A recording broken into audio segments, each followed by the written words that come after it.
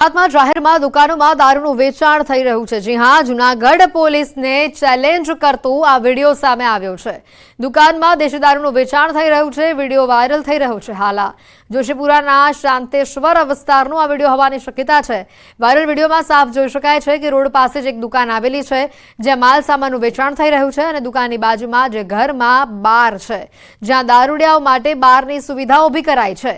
એટલું જ નહીં, વિડીયોમાં જોવાઈ રહ્યું છે કે બારમાં દારૂડિયાઓ દેશી દારૂ પણ પી રહ્યા છે।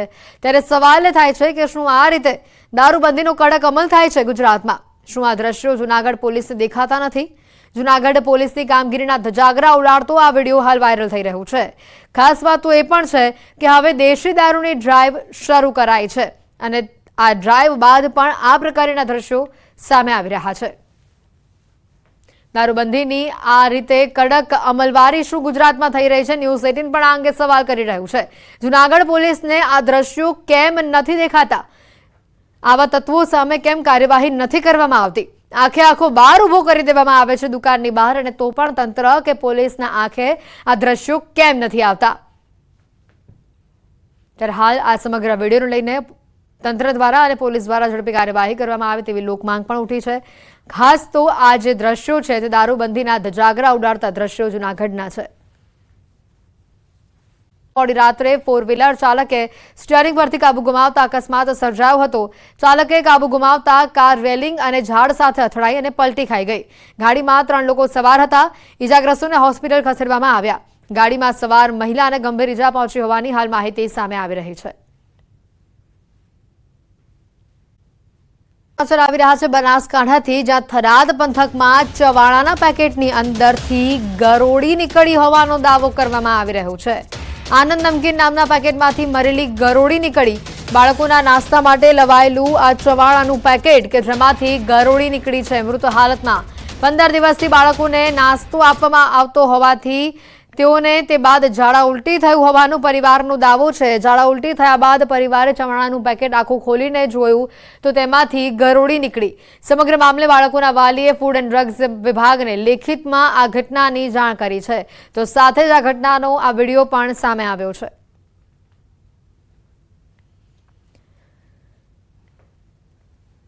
થરાદથી આ ઘટનાના ચોંકાવનારા દ્રશ્યો સામે આવ્યા। બાળકોને ઝાડા ઉલટી થયા બાદ આખે આ ઘટનાનો ખુલાસો થયો કે જ્યાં બાળકોના નાસ્તા માટે ચવાણાનું પેકેટ લાવવામાં આવ્યું હતું અને આ પેકેટની અંદરથી મૃત ગરોળી નીકળી છે। આ નાસ્તો કરતા ચવાણું ખાતા બાળકોને હાલ ઝાડા ઉલટીની સમસ્યા થઈ હોવાનું પણ સામે આવ્યું છે। જોકે પરિવારે ફૂડ એન્ડ ડ્રગ્સ વિભાગને આ સમગ્ર ઘટનાને લઈને લેખિતમાં રજૂઆત પણ કરી છે। સાથે આ ઘટનાનો વિડીયો પણ સામે આવી રહ્યો છે। થરાદથી ઘટનાના આ દ્રશ્યો સામે આવી રહ્યા છે, જેમાં ચવાણાના પેકેટની અંદરથી મૃત હાલતમાં ગરોળી નીકળી છે। 15 દિવસ બાદ આખી આ ઘટનાનો ખુલાસો થયો। ચવાણું આરોગતા બાળકો બીમાર રહેતા હતા, તેઓને ઝાડા ઉલટીની સમસ્યા થઈ હતી અને તે બાદ પરિવારને અચાનક જ જાણ થતાં કે બહારથી આ નાસ્તો લાવ્યો હતો અને આ નાસ્તાનું જે પેકેટ છે તેને આખું ખોલવામાં આવ્યું તો અંદરથી ગરોળી નીકળતા સૌ કોઈ સ્તબ્ધ થઈ ગયા। જોકે હાલ આ ઘટનાનો વિડીયો પણ વાયરલ થઈ રહ્યો છે। સાથે આ વિડીયોને પુરાવા રૂપે ફૂડ એન્ડ ડ્રગ્સ વિભાગને પરિવાર દ્વારા લેખિતમાં રજૂઆત પણ કરવામાં આવી છે। વધુ માહિતી મેળવીશું। કિશોર ફોન લાઈન ઉપર સંવાદદાતા જોડાઈ ચૂક્યા છે। કિશોર, આ જે ઘટનાનો વિડીયો સામે આવી રહ્યો છે જેમાં પેકેટની અંદરથી સ્પષ્ટપણે જોઈ શકાય છે કે મૃત ગરોળી નીકળે છે, વધુ માહિતી શું છે? ચોક્કસથી આ જે ઘટના છે તે થરાદ પંથકની છે। ત્યાં થરાદ પંથકમાં ચવાણાના પેકેટમાંથી આ ગરોળી નીકળી હોવાનો પરિવારજન દ્વારા દાવો કરવામાં આવ્યો છે। આનંદ નમકીન નામના પેકેટમાંથી આ મરેલી ગરોળી નીકળી છે। પરિવારનો દાવો છે કે બાળકોને નાસ્તા માટે લવાયેલું હતું આ ચવાણું અને છેલ્લા 15 દિવસથી બાળકોને આ નાસ્તામાં ચવાણું આપવામાં આવતું હતું અને બાળકોને ઝાડા ઉલટી થયા હોવાનો પણ પરિવારનો દાવો છે। ત્યારે બાળકોને ઝાડા ઉલટી થતા પરિવાર દ્વારા ચવાણાનું પેકેટ ખોલીને જોયું તો તેમાંથી ગરોળી નીકળી હતી અને આ સમગ્ર મામલે બાળકોના વાલીઓએ ફૂડ એન્ડ ડ્રગ્સને લેખિતમાં પણ જાણ કરી છે અને હવે ટૂંક જ સમયમાં ફૂડ એન્ડ ડ્રગ્સની ટીમ દ્વારા આ જે સેમ્પલો છે તે પણ લેવામાં આવશે। જી બિલકુલ, હાલ જે આનંદ નમકીન નામની આ જે દુકાન છે ત્યાં તપાસ કરવા માટે ફૂડ એન્ડ ડ્રગના અધિકારીઓ, તંત્રના અધિકારીઓ પહોંચ્યા છે કે કેમ? અને સાથે જે લેખિતમાં રજૂઆત કરીને આ વિડીયો આપવામાં આવ્યો છે તેને લઈને વધુ કોઈ ફરિયાદ સામે આવી છે? વધુ કોઈ કસ્ટમરની ફરિયાદ સામે આવી છે? અત્યારે તો માત્ર એક જ કસ્ટમરની ફરિયાદ સામે આવી છે।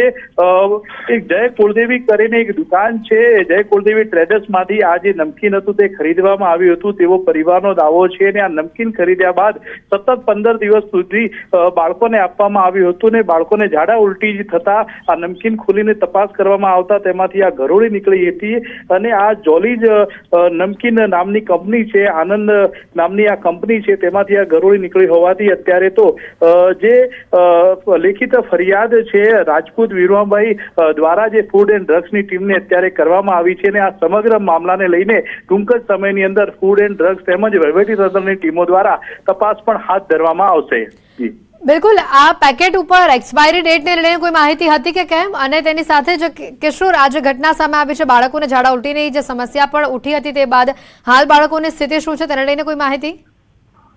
ચોક્કસથી અત્યારે તો પરિવારજનો જોડે વાત થઈ, તેમનું કહેવું છે કે અત્યારે બાળકોને સારું છે, પરંતુ તારીખ 10/6/2024 રોજ કુળદેવી કરિયાણા સ્ટોર જે આવેલો છે થરાદ તાલુકાના પિલોડા ગામની અંદર, ત્યાંથી આ જે જોલી નમકીન જે છે તે ખરીદવામાં આવ્યું હતું। આ નમકીન તીખા મીઠા મિક્સ હતું અને તેનો ટીન નંબર C102 લખેલો હતો। અને અત્યારે તો આ નમકીન પેકેટ ઉપર અત્યારે લાગી નથી રહ્યું કે આ નમકીન પેકેટ એક્સપાયર હોય અને તેના પર ડેટ પણ છે, પરંતુ મહત્વની વાત તો એ છે કે આ જે નમકીનનું જે પેકેટ છે તેમાંથી મરેલી ઘરોળી મળી રહી છે, તેને લઈને પરિવારજનો દ્વારા ફૂડ એન્ડ ડ્રગ્સની ટીમને ફરિયાદ પણ કરવામાં આવી છે, પરંતુ હજુ સુધી વહીવટીતંત્રની એક પણ ટીમ ત્યાં પહોંચી નથી। ફૂડ એન્ડ ડ્રગ્સની ટીમનું કહેવું છે કે તેઓ ટૂંક સમયમાં ત્યાં પહોંચીને વધુ તપાસ હાથ ધરશે। જી કિશોર, આભાર માહિતી બદલ। અગાઉ પણ આવા જ પ્રકારના કિસ્સા સામે આવી ચૂક્યા છે, જેમાં જૂનો નાસ્તો નવા પેકેટમાં ભરવામાં આવે, એક્સપાયરી થયેલો નાસ્તો નવા પેકેટમાં ભરવામાં આવે,